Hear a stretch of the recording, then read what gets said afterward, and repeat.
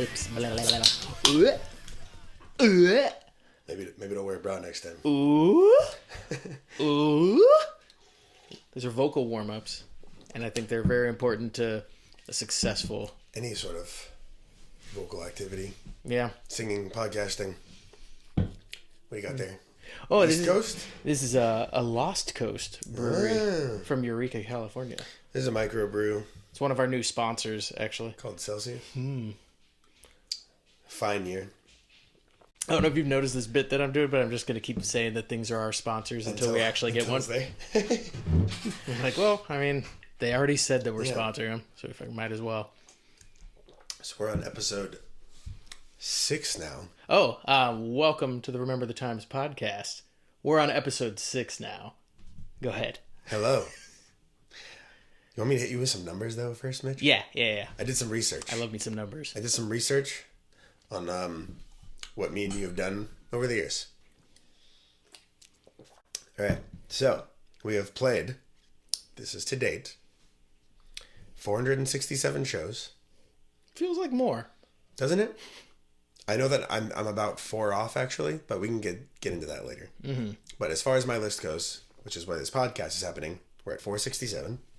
We've released 7 music videos, 5 EPs, 5 albums. We've recorded, or in the process of recording, 96 songs. We've written 61 songs together. We've done 6 installments of our Christmas song biannual cover thing. Honestly, my proudest achievement. Yeah. Right now, this is will be our 6th podcast episode together. And the most fun fact of all, you tried to punch me 3 times. And failed every time. Honestly, feels like it should be more. Well, when you take into account that I only deserved 1 of them, then... But did you... You say you only deserve the 1 because you're thinking of things that happened immediately prior to the punch. But for all the other punches, you're not thinking of all the stuff that happened months and months leading up to that moment where I took a swing for no reason. Well, no, you took a swing because you thought it was me, but it was actually John, our friend, that was doing it. Oh. Yeah. 2 at the times. Yeah, okay. That one's on me. That's a mea culpa. So 2 of them, yeah.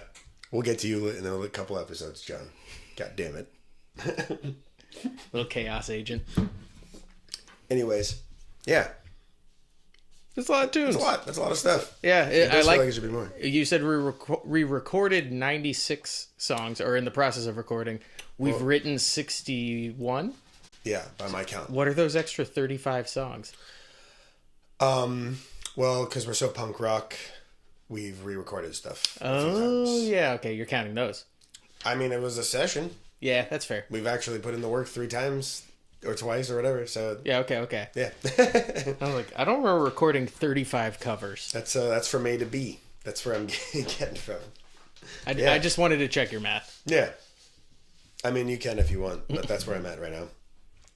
But for this episode, we are going all the way back to 2002. No, this is November 2002. If any of you have missed the first 5 episodes, we are going to... So the players of this episode is Mitch, me, my brother Chris, and our good buddy James. We just recently kicked out James's younger brother Sean. Sean will also be in this episode, though. And that's where we're at. We are in a band called Low Class, Super Punk Rock, November 2002. And here we go. So, we don't want to say names, right? So what are we going to call this guy? Ted Okay. Luster.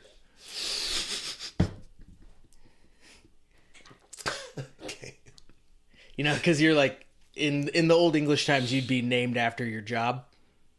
He was a Luster. He was a Luster. Okay. Well, his ancestors were, not him. Perfect. So, I mean, I gave you way less notes. I'm not sure how much you remember about this. I have 2 bullet points, and then an all caps call out. I mean, if you remember anything off the top of your head, but I remember a lot, so I'm just wondering, as we always do, how much you actually do remember. So we're going to see. So I don't want to jump ahead on anything, but I do remember we basically we had the opportunity of a lifetime. We were going to perform for a public access television variety hour kind of deal. So basically, my sister, lifelong dancer, now actor, fantastic singer. She must have been 10 at the time, but she was in a traveling dance company.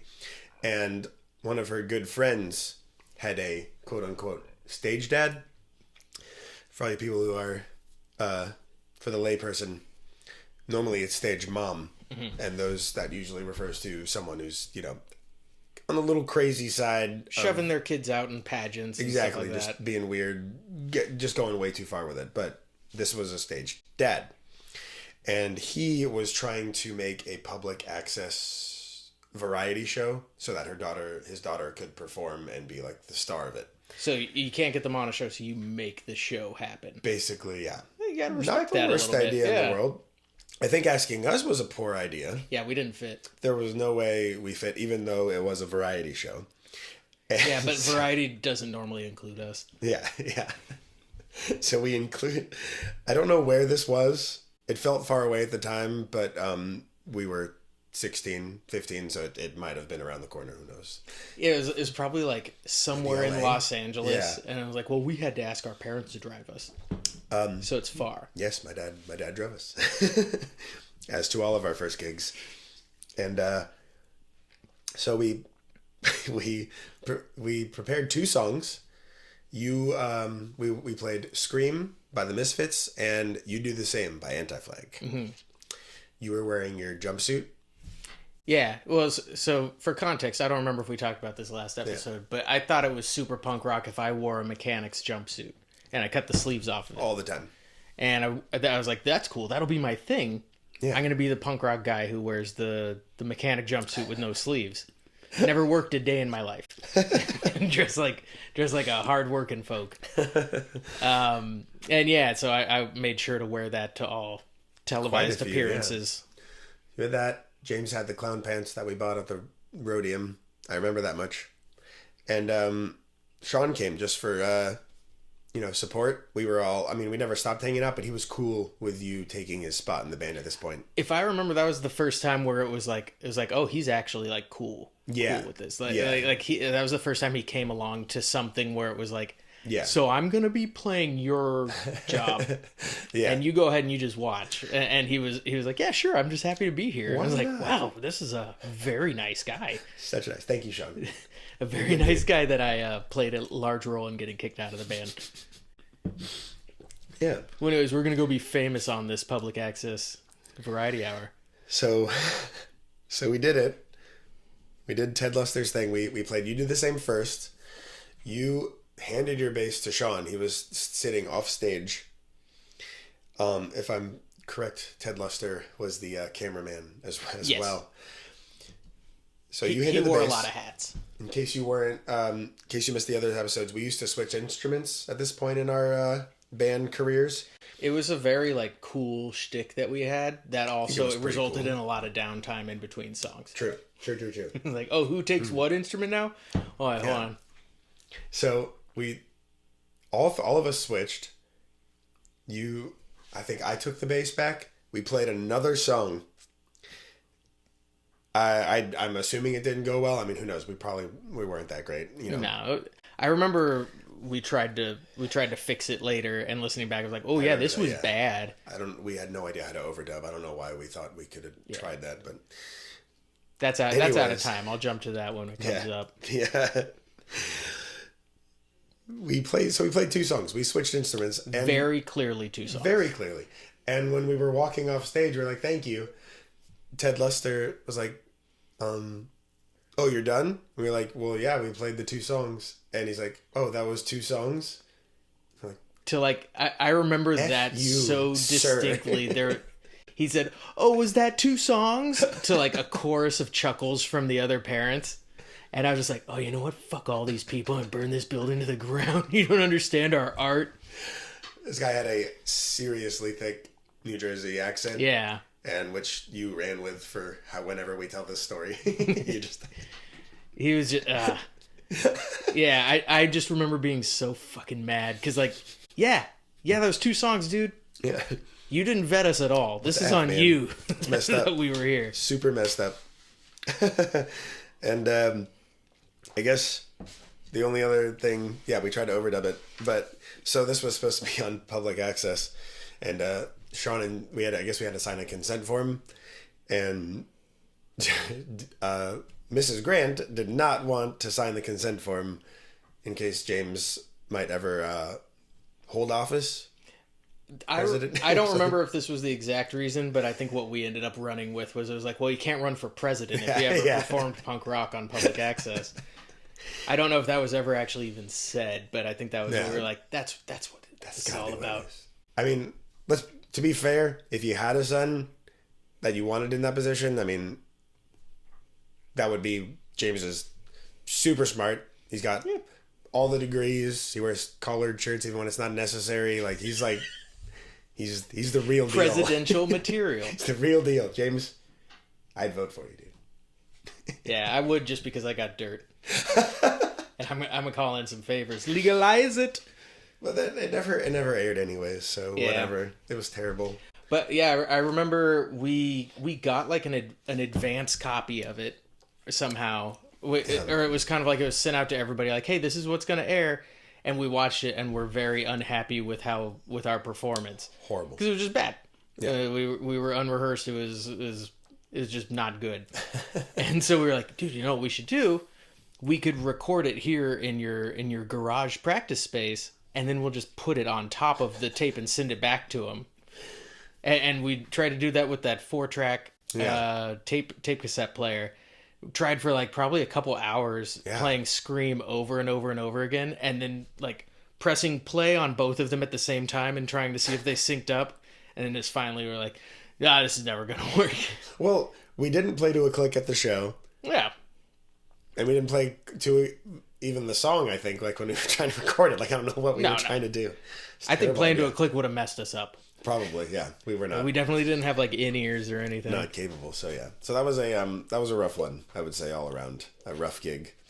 Definitely. But I'll call it humbling. Okay. Yeah, it was definitely that. Was that 2 songs? Oh, was that 2 songs? Oh, you motherfucker. The month would shape up, though. We, later that month, had our very first recording session. Yeah. We had written, I believe, at least 7 songs. I don't know why. I had a goal of, by the end of our freshman year, to have 7 songs written. I don't know why. It's because you have 7. OCD. Yeah. But why 7? Because we had freshman 7, maybe. Okay. Yeah. That's how the wires crossed in your head. We had more at that point, I think, but I don't know. What are we calling this guy, by the way? Man, put me on the spot. Yeah. This is your field. Sharon Elephant. Celsius almost came up there. Yeah, so these are just completely off the top of my head nicknames were coming up for these people. Sharon Elephant. Sharon Elephant. Yeah. It is a male, though, by the way, but his name's Sharon in this. There's guys named Sharon. Is that? Yeah. Yeah, you're right. Yeah. Shannon Sharp. Whatever. Jesus Christ. We are I watch off the basketball. rails. Anyways, I don't know how... One of my parents knew this guy, and he had a studio up in Silver Lake. He had a detached garage, much like me and Chris did, and he built that into a pretty nice little studio. Yeah. Gonna be honest, yeah. It was like we were super impressed going in with being young kids, but I feel like I could go in there now and still be like, wow, absolutely solid studio. Yeah, he had everything. He did a really good job. He came down to me and Chris's house and watched us beforehand, if you recall. Mm-hmm. And he was impressed. Or maybe he was just wanting our money. I think a lot of what people were impressed about when we played was just like we were so young and going for it. Right. Yeah. Switching instruments. I remember that being like the main compliment that we would get is like, "Wow, you guys are really young." Like maybe that's why nobody says anything to us anymore. No, you guys are old and busted. That's so. So we went up to. My dad drove us up to Silver Lake. Actually, first, before we get there. He was talking to us about what we would be doing in the city. He'd tell us, I think my dad paid for it. Well, we didn't have any money, so he must have. He was just walking us through the day. He's like, yeah, we'll start in the morning, break for lunch, and just then we'll finish up the rest of the night. But I think he said something like, he said it like 4 times, and I think even at 16 we're like, the fuck is with this guy on lunch? Like, why does he keep... He really wants to go to lunch. He should have eaten before this meeting. Yeah.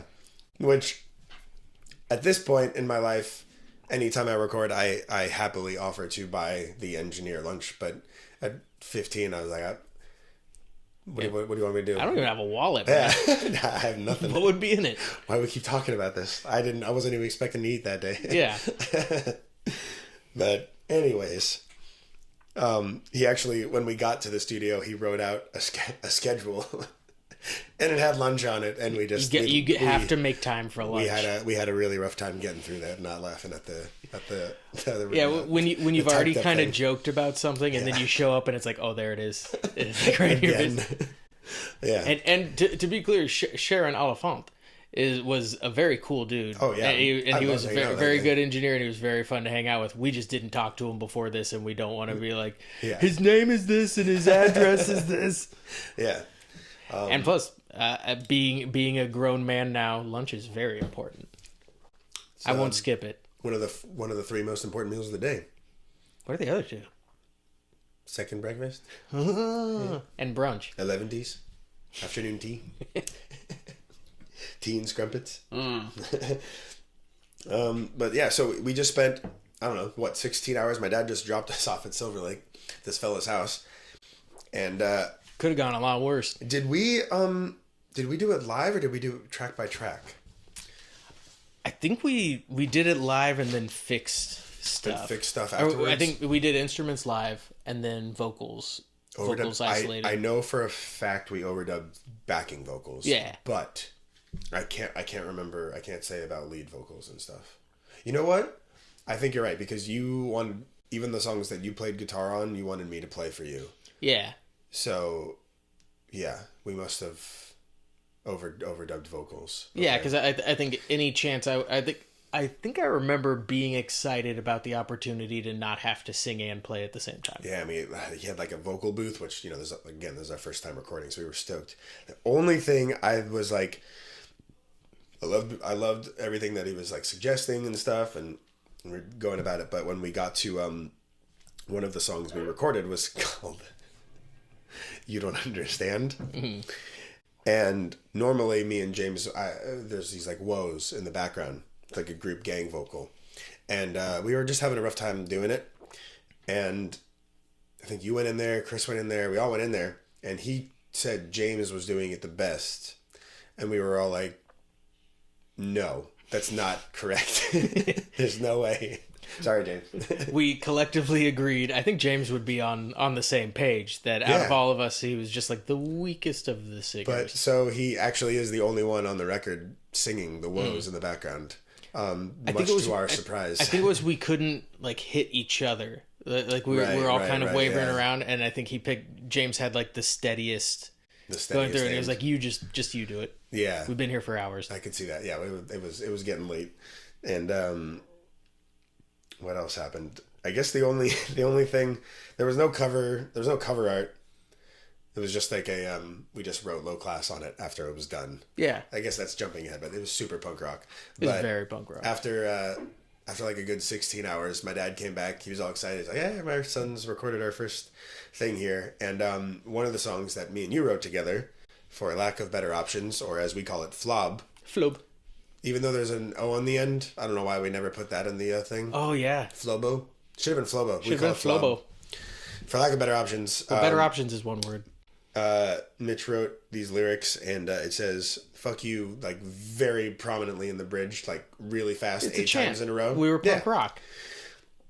But I mean, so we were 16, Chris was 14, and my dad was very not happy about that.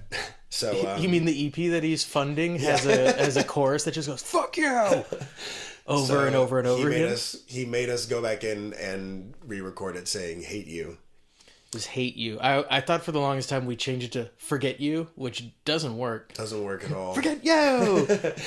But I don't know where that recording is, but it's definitely, it happened, and I remember hearing it afterwards. Yeah. I don't know if we did anything. I remember we hated it. Yeah. But we did. Punk rock, Dad. Yeah, Dad, you wouldn't get it. Dad. But we agreed to do it to appease him. I think we talked him down from making that the Deleting only it completely. version. Yeah. We were like, no, you don't understand. It's punk rock. And he was like, his whole thing was like, well, this could never play on the radio. Yeah. Because it says fuck you over and over and over again. Again, And we're like, all right, super punk rock. We're not going on the radio. We'll do like a radio edit. Yeah. And you know the weirdest thing though? Never ended up on the radio. No, it's a shocker. You'll never hear Flobo on K-Rock. 2-minute song about 16-year-old being super bummed. It's I think it's one of my first I got friend zoned songs. I was like, one of your fuck first. you. You don't know what you could have We had. really we can delve into that later. Just a 14-year-old boy sobbing onto yeah. a pen and paper, laying it all out there. I mean, that's all I remember about it. I don't know about you. Oh, we got lunch. We got lunch. I believe we got sushi, Yay! which was Did we? super fancy for me. Yeah, fucking fancy as I don't know if I'd ever had Silver Lake. Yeah, I don't know if I'd ever had sushi before. Quick side note. I put it in bold on your notes. Oh, this is the call out. Yeah, we just want you to know we're not gonna. This is really the only time we're ever gonna say this. But if you want to follow along with these songs and understand what we're talking about, they are now on Spotify, or they will be by the time this episode comes out. Here's SBNC. It's gonna be under probably low class demo or something. Yeah. But the artist will be SBNC, and you can hear our 16-year-old punk rock genius. And we're just gonna sit back and collect that Spotify streaming cash, bro. It's gonna be like 0.0001 cents per stream. So like once we hit 3 million streams, we're talking like $3,000. We could like pay my dad back for the day and then take the rest. Not with inflation, man. I think we probably owe him like a good $50,000. So this was 20, just coming up. I'm 21 years ago now. Oh well, then I think debts are forgiven after 20 years, which is pretty crazy. So in my head, 20 years ago, that means we're talking about 1981. That's just, Before you were born? that's just how my brain works.